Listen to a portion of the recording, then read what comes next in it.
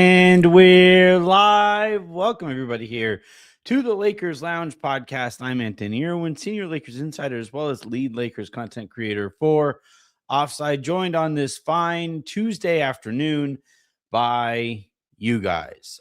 Today on the show, we're going to pick up where we left off with Harrison yesterday when, at the end of the episode, he and I found out that Jeanie Buss was going to sue her siblings again, um, with the intent to, continue controlling or continue on as controlling governor of the Los Angeles Lakers. And she sent out, or her lawyer sent out a statement on her behalf. She called out Shams, she called out Jesse, she called out Joey. Did not mention Jim or Johnny, or Jeanie for that matter, who are all involved in this as well, which I find kind of interesting. Um, and at the heart of all of this, or as all of this is going on, I keep finding myself asking myself and other people who, I've spoken to since, it's like, who is this for? What are these efforts for? Is this actually what is best for the Lakers to be held up once again in court for the sake of Jeanie continuing to run the Lakers with her brunch gang? And um I don't know. I don't know who this is actually for, who it benefits, and if it's in any way, shape, or form actually what's best for the Lakers. So we're going to talk a little bit about all of that.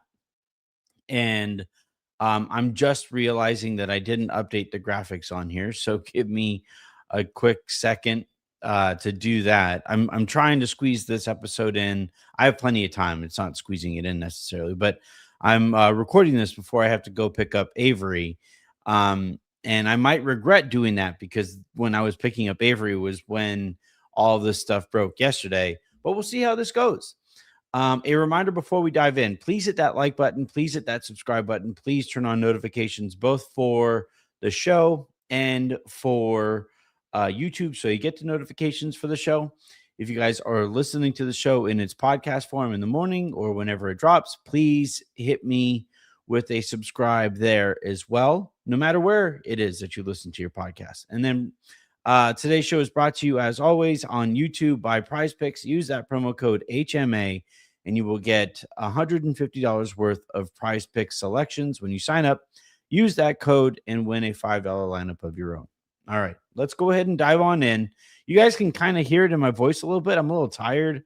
I'm just a little fed up. We'll see. This usually leads to a rant here and there. But I'm gonna get through this episode. We're gonna get through this together, and then hopefully we'll exit out the other side of all of this with a better understanding of who is going to be running the Lakers, making any kind of decisions for the Lakers moving forward. All right. So we start yesterday with, or we ended yesterday kind of laughing and joking about Jeanie and her efforts to continue to run the Lakers. Now we laughed at them because it was just kind of laughing at all of the ridiculousness that was going on. But it was just, I also couldn't help but kind of laugh at it a little bit because none of this stuff like should matter all that much, but here we are anyway. So the I guess really quickly, it's worth kind of resetting to go run through a quick timeline of how we arrived here in the first place. So first and foremost, according to Dave McMenamin of ESPN, Jeanie Buss hears about the situation with Mark Walter and how it had eroded around him as quickly as it did, and found out that Walter was getting ready to sell his stake in the Lakers to Bob Iger, to Josh Kushner, and to the rest of their group, which, by the way, might overlap with Walter's group, which is just perfect. So Jeanie finds out about that instructs the Lakers senior VP of finance, Joe McCormick, um, to call for an emergency meeting of the Buss siblings. This all took place last Monday to discuss a dissolution of the family trust, seeking a unanimous approval to lock down all the family shares for 4 years under a new trust. Um, Trust is a hilarious word at the center of this entire saga, because there appeared to be, at the end of this thing, zero trust between the key figures of that trust. So Jeanie calls this emergency meeting, and in that emergency meeting, neglects to mention the fact that the Lakers were getting ready to be sold again. This time from by Mark Walter to uh, Josh Kushner and Bob Iger. This, I'm told, was one of the final straws that broke the other siblings' backs, right?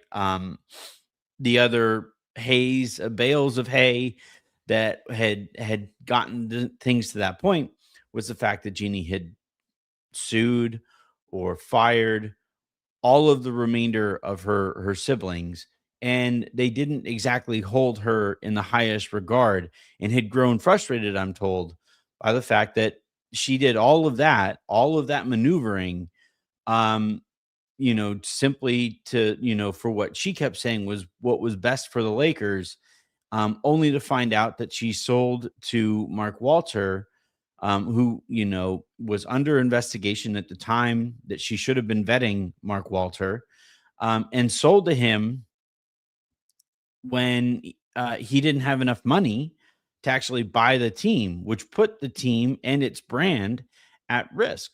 So that, all of the maneuvering, all of that stuff, all of that to just arrive at selling to Mark Walter in the first place. And by the way, I'm told that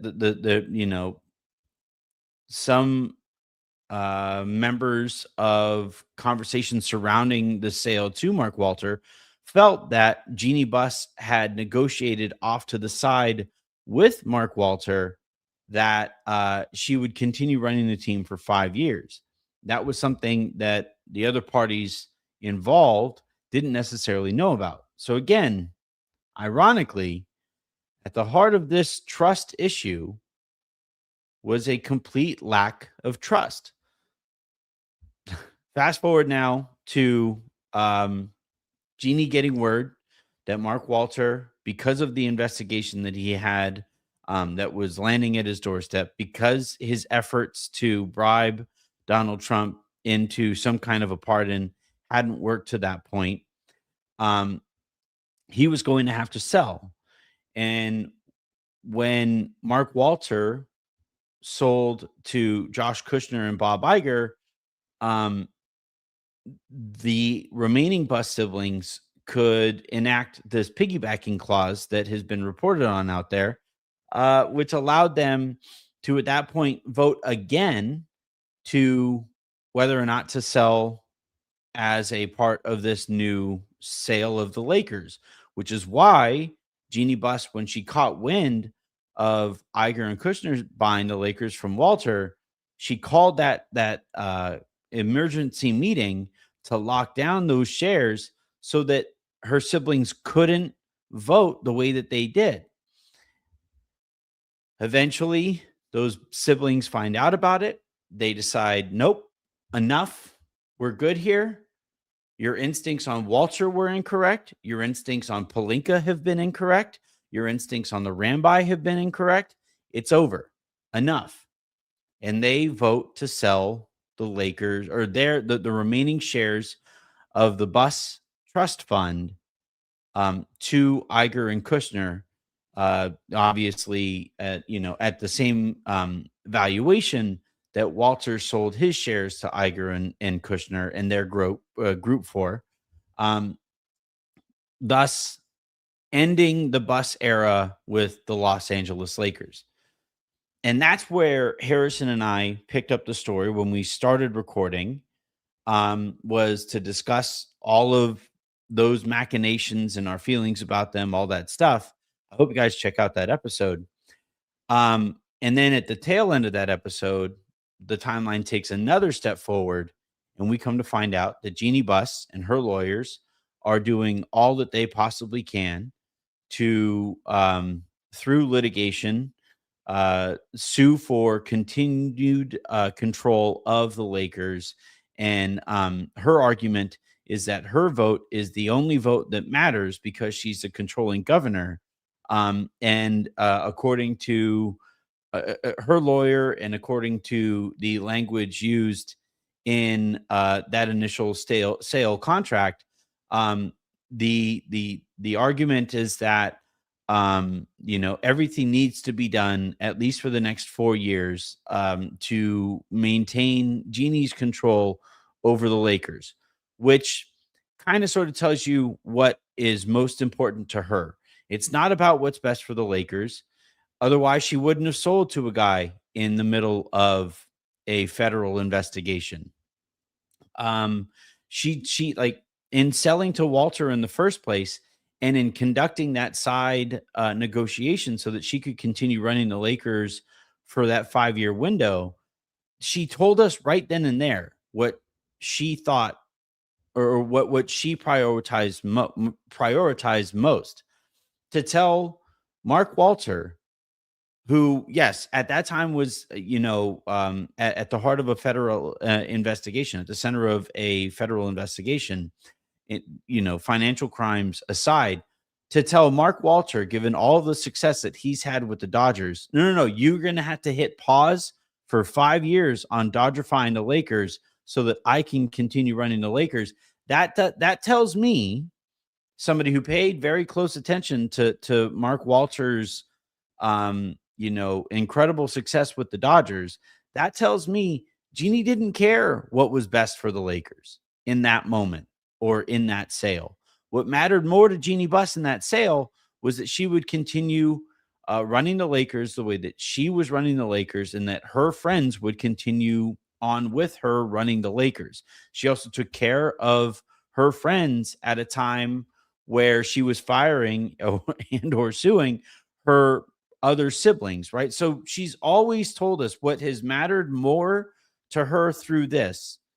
By her actions, she has told us that what matters is that she runs the Lakers, and she and her friends run the Lakers, and she and her friends benefit from the Lakers. Remember, as part of the negotiation and the sale with Mark Walter, Tim Harris, Rob Pelinka, the Rambi, and other members of Jeannie's inner circle, they got bonuses from that sale of the Lakers from the Buss family trust to Mark Walter in the first place.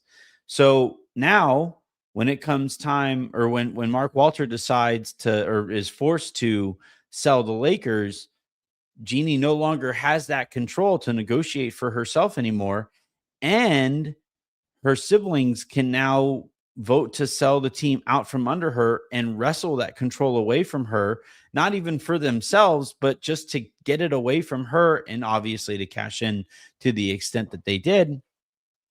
Um, Jeanie again is telling us, all right, this, what matters most to Jeanie in this moment right now is that she continues on as owner and controlling governor of the Lakers. And I'm trying to find the statement itself. Let's see.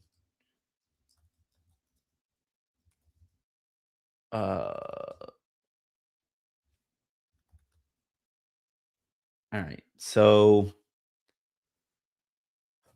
gosh, all of this is so annoying. I just want to talk about Kaminga. All right. So the initial statement from the Lakers, or from the Buss family to ESPN, was, quote, "We have decided as a family to sell the remaining Buss family trust shares to the Bob Iger Group as part of the ongoing transaction, that piggybacking clause. We love the Lakers fans, and will continue to support Los Angeles, but it is time to use this opportunity to move on and exit gracefully while we still can." while we still can, as an addition or as a the end of a statement in this kind of moment is insane, right? Because that implies something else is coming, and I'm sure, and the people that I've spoken to weren't exactly shocked when they found out that Jeanie Buss was going to, through her lawyers, contest this decision by the rest of her Buss siblings. So while we can, kind of sort of implied what was coming. So eventually, um, let's see. I'm trying to find Jeanie Buss's. Why can't I hate what happened to Google. All right. In her statement, uh Buss's lawyer, all right. This is the first graph of the statement from Jeannie's lawyer here. So as you know, this afternoon, Shams Charania of ESPN falsely reported that the six Buss siblings voted to sell the 17.8% ownership stake in the Lakers to Josh Kushner and Bob Iger, and that my client, Jeanie Buss, is, quote, out as controlling owner. This is just the latest instance of a years-long pattern whereby Joey and Jesse Buss leak false, defamatory, and pernicious, quote, information to Mr. Karania for the malicious purpose of doing harm to the Los Angeles Lakers, as long as Dr. Buss's chosen successor, Jeanie Buss, carries out. So long as Dr. Buss's chosen successor, Jeanie Buss, carries out her followers' wishes, end quote. And that last phrase there, Dr. Buss's chosen successor, Jeanie Buss. The thing about that is, Jeanie wasn't Dr. Buss's first choice. Jim Buss got the first bite at the apple. And yeah, eventually Jeanie was able to take over, and used this kind of phrasing to do so. Eventually, Jeanie was able to take over for Jim Buss, and she kept telling everybody. And at a time when her Q rating was significantly higher, more people were, and Jim's was significantly lower. More people were listening to the notion that Dr. Buss wanted Jeanie eventually anyway, after Jim got his opportunity to try to run the Lakers. So she's, bringing back that approach, at least publicly, to this situation. Look,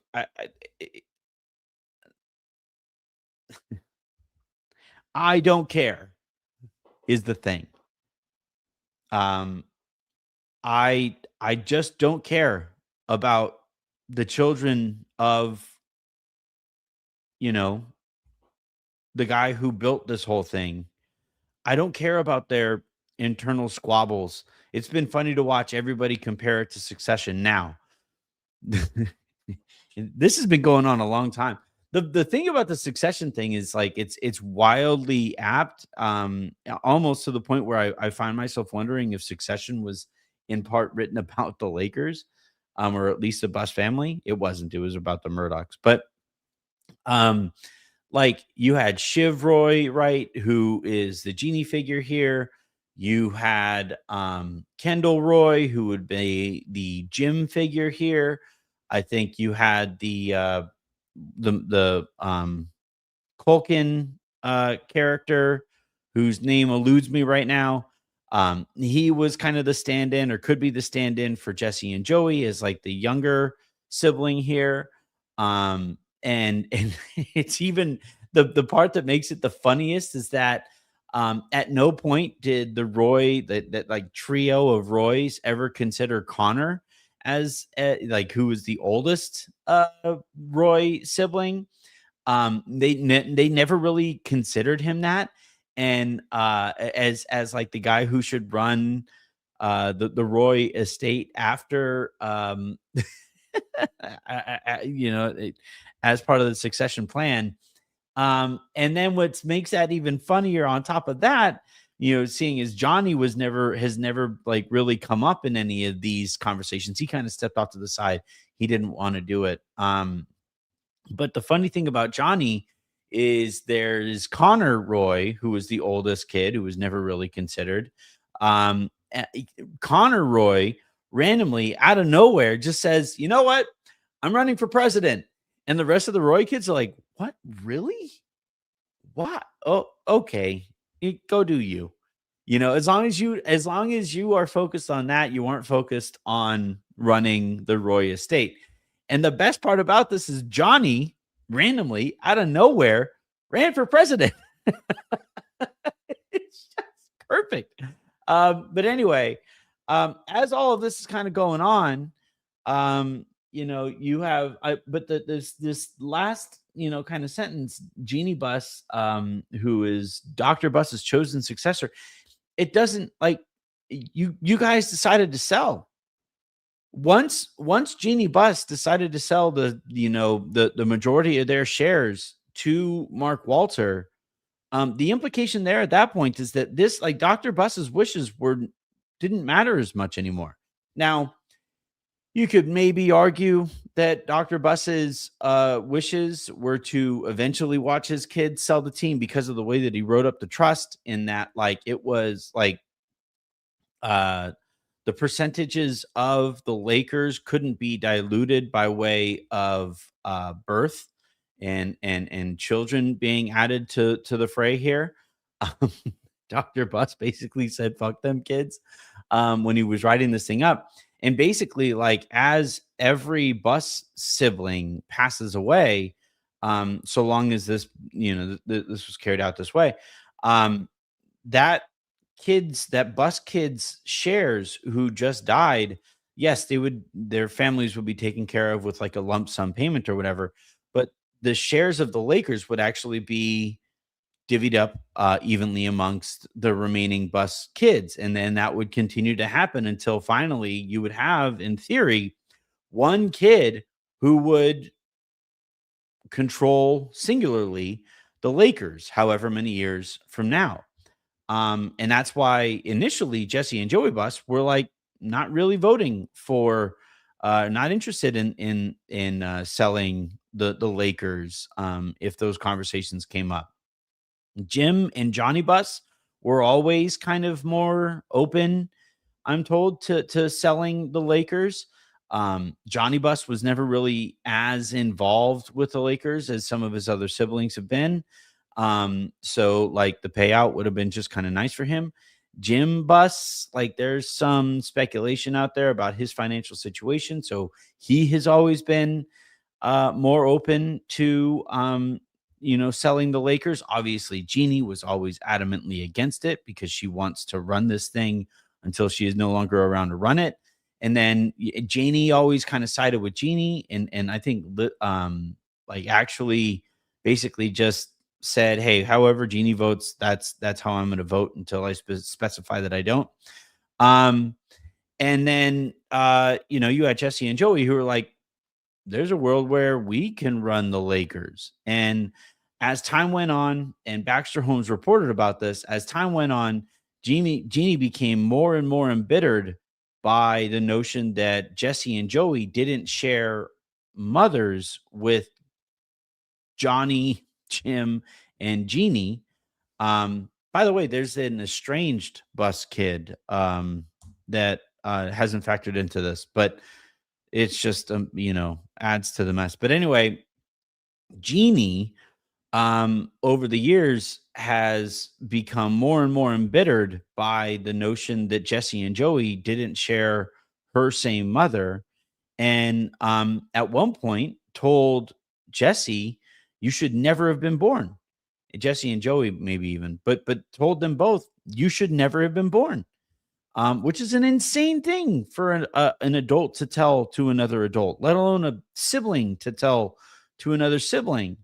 And the notion that maybe one day Jesse and Joey could potentially run the Lakers didn't exactly sit well with her. And she would rather have had this final 5-year window after selling the Lakers than to eventually see Jesse and Joey ever get to control the Lakers, even if she was watching them control the Lakers from the great beyond. So it's just this giant mess. And it's a real bummer that Jeanie became as involved with Winning Time as she did. because that show continuing on for this chapter of the Bus saga would have been incredible. But unfortunately, because Jeannie got involved, the show got worse and it got canceled. And, you know, we will never get that version of the show that covers this stuff too. But it is just, it's just crazy. It like all of this stuff is just crazy. And again, I'm gonna take a quick second here, but when we come back, I want to just ask the question: who is Jeannie running the Lakers best for? 'Cause I don't think it's the Lakers. Again, I want to separate Mark Walter's financial situation from the success that he had with the Dodgers. So Jeannie asks or negotiates this window with Mark Walter when all that the vast majority of us knew about Mark Walter was the success that he had with the Dodgers, who, yeah, they're in a bit of a slump right now, but are still favorites, I believe, to win the World Series this year and complete the first three-peat in baseball in decades. As it was, I think they were the first team to repeat in 25 years. Um, so that's a great comment from that Savage. Now I see why they couldn't give LeBron a decent roster after 2020. Yeah, it's just too much bullshit going on. But anyway, so at a time when all anybody knew about Mark Walter and his group was the way that they transformed the Dodgers from the mess that it was under the McCourts to the behemoth that it is now, where they are such a juggernaut that baseball might be heading towards a lockout because of it. Um, Jeannie was like, "Yeah, that's cool, all of the success that you've had over there. But Rob and the Ramby and I got this. Don't worry about it. Like, we're good." And it's that like in I should have paid closer attention to that as kind of a statement of Jeannie's priorities. And now you fast forward to right now, where uh at a time where, sure, I don't know like how Iger and Kushner are going to run the Lakers. I truly don't know. Nobody can know right now. Um, but at a time where I think everybody is just ready to kind of move on, and everybody is, like, just like, let's turn the page. Let's forget that Walter thing happened. Let's honestly forget a lot of this nonsense that was taking place with the Buss family at a time where I think if you were to poll Lakers fans, they would honestly overwhelmingly vote, let's just rip the Band-Aid off and move forward. And I think that, now fighting the way and like dragging this out potentially into training camp, which starts in like weeks, potentially, Jeanie Buss would rather potentially go to court and draw this thing out in court and have this knockdown drag out in court, at a time where the Lakers don't have a starting caliber power forward. Again, basketball. This is a basketball team. Like, that tells me that this is no longer, and maybe has never been, about what is actually best for the Lakers. And it is actually always been about what has been better for Jeanie Buss and her friends.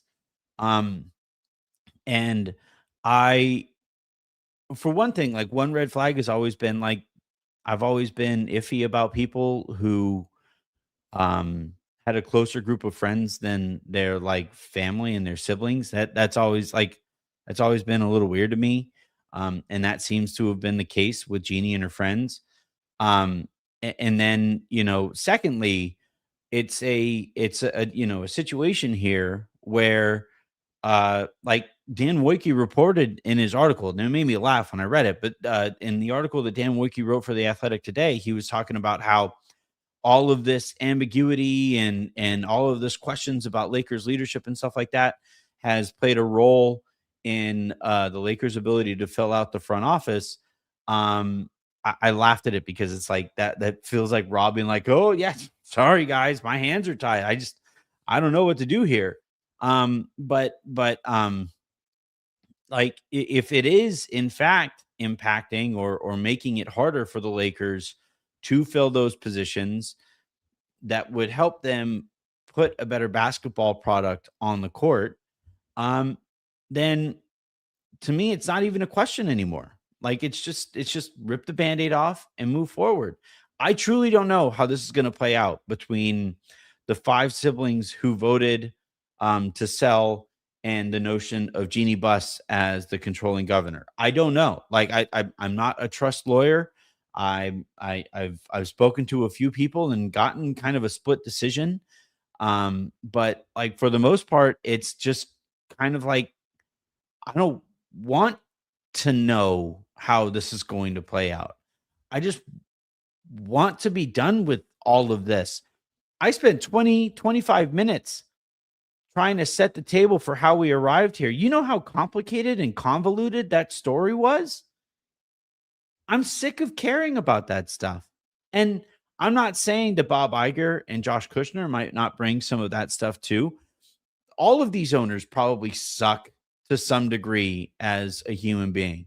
But at the end of the day, if you were to ask yourself what is best for the Lakers right now, I just can't imagine that a drawn out litigation between siblings on what matters more, 5-1 votes or a controlling governor's vote, um, when the season is getting ready to start. And by the way, this is all taking place the year before Luka Doncic, or as Luka Doncic is looking around at the landscape of not just the Lakers and the team that he currently plays for, but also the rest of the league to try to figure out, like, is this what's best for me in my career moving forward?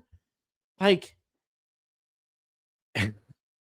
I wouldn't want this to be one like his Luka Doncic's first impression with the Lakers so far, a year and a half in, has been Rob Pelinka trading for the center that he wanted, um, and then having to rescind that trade because they didn't do enough intel on that player and found out he has a bad enough back that they were able to rescind the trade. And then, Luka then watched these people, Jeanie, Rob, the Rambi, like run LeBron out of town.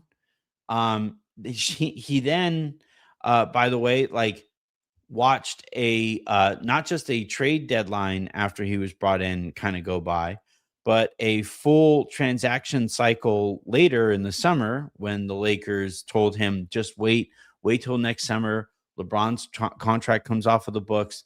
I know it's a year of your prime, but like just wait. We promise that offseason is going to be good enough to make up for waiting for this one. He waited for that summer. He waited through another trade deadline when he got that same message, arrived at this offseason, and the Lakers didn't have the assets to build the roster that was worth waiting a year and a half to arrive to. And then that's the basketball aspect of his experience so far. But you extract from that, or you extend those potential frustrations. And yes, he was very active in helping build out this roster, but I don't think this is a good enough roster to compete for the championships that he is expected to compete for.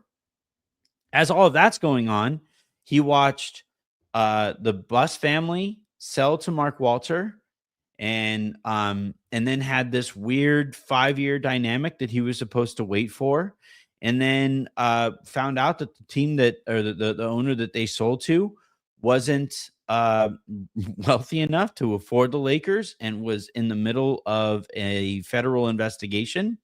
And then that owner has to then sell to Bob Iger and to Josh Kushner, another set of owners that Luka will have to learn about and from, as part of this process again.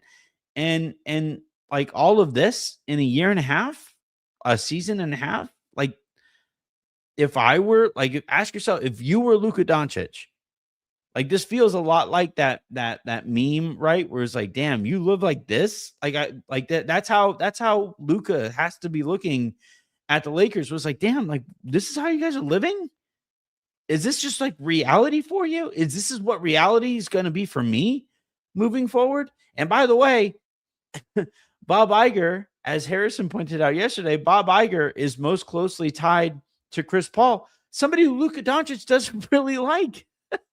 So, like, this might all of this nonsense is taking place at a time when the Lakers were supposed to be putting their best foot forward for Luka, and yeah, like the amount that they can pay him in the extension and Luka's just kind of inherent loyalty might just lead him to re-sign with the Lakers anyway. But would you blame him if he didn't? Would you blame him if he was like, let's hold off on the extension. Let's figure out if you guys are actually going to be around here for the end of that extension. How about that? And you know, again, like if you're Jeanie, is you going to court once again against your siblings for this for the hope of continuing to run the Lakers in a way that didn't really maximize the LeBron and AD window, hasn't fully maximized the Luka window to this point. Is that what is best for the Lakers? You continuing to run things the way that you have run them. Is that is what is best for the Lakers?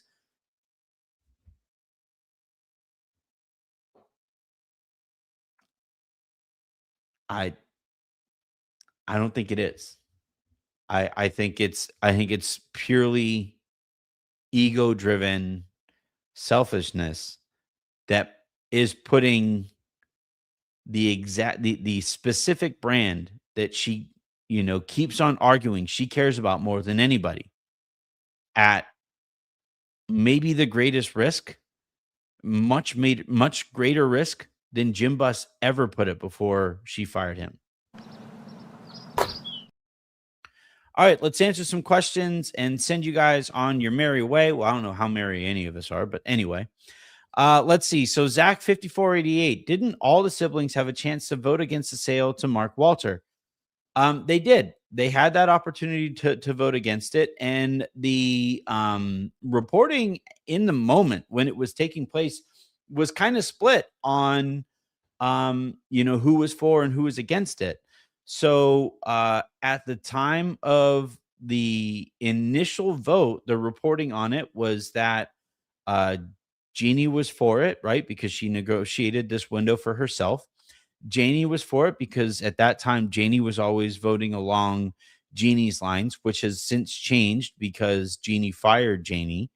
Um, the older brothers, Johnny and Jim, they both voted to sell, and that 4-2 number was all that was necessary. Now, there were some rumblings, there was some reporting at the time that initially Jesse and Joey were against selling the team. And that's part of why they were so quickly fired, was the speculation at the time. But it turns out eventually, you know, they kind of they tried to, you know, save face a little bit, voted to sell alongside the rest of the siblings, and that was how that decision was first come to in the first place. But yeah, that apparently this opportunity to sell now only came by way of Walter selling to Iger and Kushner, which is why when Jeanie caught wind that Walter was getting ready to sell to Iger and Kushner, she reportedly set up this meeting to lock down those votes as they were in the first place so that she continue on for the next 4 years as controlling governor. But once the Buss siblings found out about that, they said, nope, not doing that. Instead, let's just sell whatever we continue to own now to Iger and Kushner. And that leads us to this moment now where billionaires are fighting over billionaire things. All right. Let's see. The yeah. Um let's see. I'm going through here some funny back and forth here about like, LeBron being to blame for the dysfunction. I saw that as a couple of tweets out there, and it's been funny to see like, which members of the Lakers Twitter community um Jeanie kind of wrapped her arm around, because that group continues to stand the way that they have. But if you're just looking at this subjectively, I don't think that Jeanie continuing on as the owner is what's in the best interests of the Lakers fans, this organization moving forward. Like she can like this what I find really what I would wonder might come of the next step if Jeanie does, even if Jeanie does win the rights, win this lawsuit potentially against her siblings in this voting dispute. Even if she wins this thing, would Bob Iger and Josh Kushner push to fire her for cause? Um, or push to buy those shares for cause, given the amount of distraction that has come from all of this. I don't even know how that works, but if I were Iger and Kushner, I would be like, we really appreciate all the work that the Buss family did to get this brand to where it is now, but we feel we cannot reach the heights that we are striving to reach while we deal with all of this nonsense over there. You guys had your chance. Walter gave you this window. You trusted the wrong guy. You backed the wrong horse. And unfortunately, it's going to cost you the 4 years that you thought you controlled the Lakers for. And, sometimes you bet the wrong, you bet red when black is coming up, you bet black when red was coming up, or you bet either of those colors and green comes up. It's just sometimes how it plays out. It's tough to feel sorry for anybody when it's like, oh no, we have to make an extra 300 million. Like, enjoy that 300 million. If it's really that important to you to continue running, I understand. So like there's this thing about Jeanie where like one of the things I've heard about Jeanie and noticed about Jeanie is that like uh she's like some of the people that I know, and who um death is kind of difficult for her to wrap her head around, or to move on from, especially with people that she respects and loves. And with her dad, you kind of see that with her dad. There's a episode of a Netflix show where she speaks to a medium with the hope that she could reconnect with her dad through that medium, on Netflix. I don't know if it's still even on Netflix there, but it was a Netflix show that she appeared in an episode for. And then the way that I have heard that she talks about Kobe, um, is, like Dennis Schroeder mentioned it in that one podcast episode where he's like, yeah, Rob is just constantly talking about Kobe. Jeanie is that and then some, to the point where I've heard that like LeBron was fighting this losing battle where anytime LeBron or Rich Paul or anybody from Clutch would do something that Jeanie or Rob didn't uh, like they would, Jeanie specifically would, frequently say, "Ugh, Kobe would have never done that." And it's just, I'm not saying that LeBron was blameless. Obviously him pushing for Russell Westbrook the way that he did, and Rob also pushing for Russell Westbrook, Jeanie pushing for Russell Westbrook, and those three entities agreeing to trade for Russell Westbrook, like that set the organization back decades, or at least years, seasons. But at the end of the day, I think a lot of this dysfunction that you're seeing, like as soon as LeBron is gone, like it tells me that LeBron was, a mask for a lot of nonsense that was taking place. And it kind of reminds me of Peyton Manning back in the day, where the Colts were this kind of shitty organization. They draft Peyton Manning, they start winning 13, 14, 15 games a season. Peyton Manning gets hurt, and they immediately win like one game the following season. It just this feels a lot like that where, you know, the Lakers, have been kind of drugged to relevance by LeBron and his ability to fight off Father Time the way that he has. Um, and to Rob Pelinka's credit, he was able to convince Nico to trade Luka, though there are some people you talk to who just say Nico just really, really, really wanted Anthony Davis. But they took advantage of that situation and they extended this window the way that they did. But end of the day, it's just kind of like all of that stuff, the infighting, the rowing in the wrong direction, the tug of wars that have taken place within the Lakers walls. It's You can see how, and then that combined with the paranoia that has kind of seeped into Jeanie and her inner circle about leaks and stuff like that.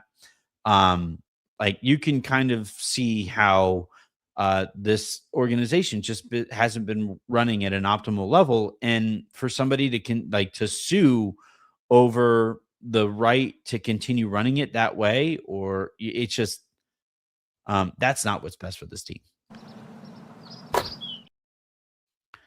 Let's see. The mistake that Anthony made is that he thought the Dodgers model could be employed in the NBA. You can't just overspend in the NBA. All right, Sean, I get this constantly. The notion that somebody who began my career covering baseball, would not know that they don't have a salary cap over there. And the NBA does. The NBA, by the way, a league that I've been covering for 15 years, does have a salary cap. Just give me a tiny little bit of credit. The Dodgerification of the Lakers wasn't just going to be that, the Lakers were going to spend all the way into the second apron so deeply that eventually they would install a third apron. No, that wasn't ever what I was talking about. What I was talking about was that when Mark Walter took over, he said, "All right, we are going to hire Andrew Friedman away from the Tampa Bay at that time Devil Rays. Maybe they were the Rays already, but regardless, we're going to hire Friedman away from the Rays. We're going to hire Anthopoulos away from the Blue Jays. We're going to hire Farhan Zaidi away from the A's, or Zaidi, as somebody told me I should be saying his name. And there's one more guy who I always forget, but I think he's currently running the Rockies. He basically said, "All right, four horsemen, you guys come in." Stan Kasten, who had success with the Braves in the past, "You guys come in. We're going to spend oodles of money on the minor league system, and we're going to spend oodles of money on development and medical advancements and advantages. We're going to spend like every single way that we can spend, we are going to spend." And yes, that also extended into their roster, but the Lakers have never done any of those things. The Lakers have never done their scouting department is non-existent right now. They went through an entire draft process, and their big hire was a consultant who said whose job it was to look for wings, and it's the Lakers organization just doesn't run in a way that allows it to compete consistently with the other organizations around the league that do run that way. Lakers still don't employ a shooting coach. Everybody always complains about the fact that all of these guys show up to the Lakers who they trade for or acquire to shoot the basketball well, and they forget to shoot as their Lakers. They don't employ a shooting coach. So all of these things, Sean, that I talk about when I talk about the Lakers needing to be Dodgerified, of course, I mean some additions to the roster and, ensuring that luxury taxes would never cost the Lakers Alex Caruso ever again. But far more importantly was the spending on scouting, on development coaches, on individual course coaches, on trainers and doctors, on analytical departments, on scouting, like all of these things that the Lakers just historically have not prioritized. Those are the things that I wanted the Lakers to improve with. And I thought that Mark Walter would be able to eventually improve those things with. And initially, the thought was he would get there and he would be able to do that right away. Except that the person standing in the way of him doing those things and spending that way was Jeanie Buss, because she thought the way that she had been running the Lakers recently was significantly better and is a more successful tactic than the ways that the Dodgers had been run recently. That is the point that I'm trying to make there. It's never been about just about the spending on the roster. It's like tiny little bit of credit.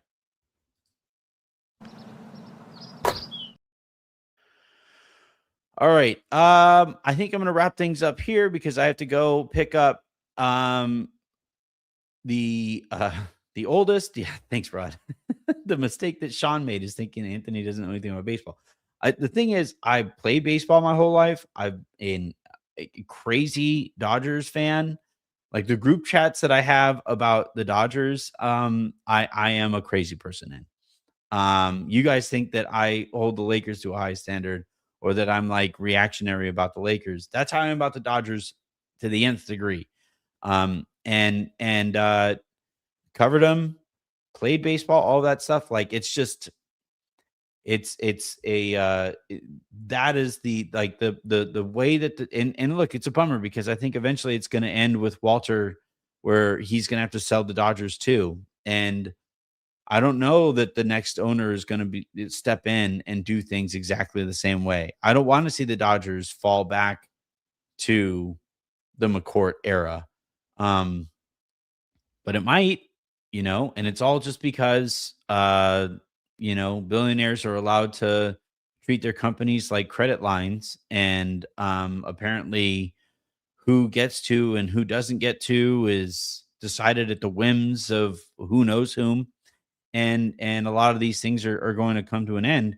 But the same hope that I had for Mark Walter and Josh Kushner, or sorry, the same hope I had for Mark Walter, I'm going to hold for Bob Iger and Josh Kushner, in that just start spending on the basketball, start spending and start hiring at the same level that, or ideally at a higher level than the rest of the league. Stop with this mom and pop bullshit in a multi-billion-dollar industry. It's just like that's all I've been asking for. But anyway, we're going to go ahead and get out of here. Please hit that like button. Please hit that subscribe button. Turn on notifications, all that good stuff. Today's show is brought to you in part by PrizePicks. Use that promo code HMA. And until tomorrow, when who knows what I'll be talking about, hopefully basketball. Have a great rest of your day. Make somebody else's, and I'll talk to you then or soon. Who knows?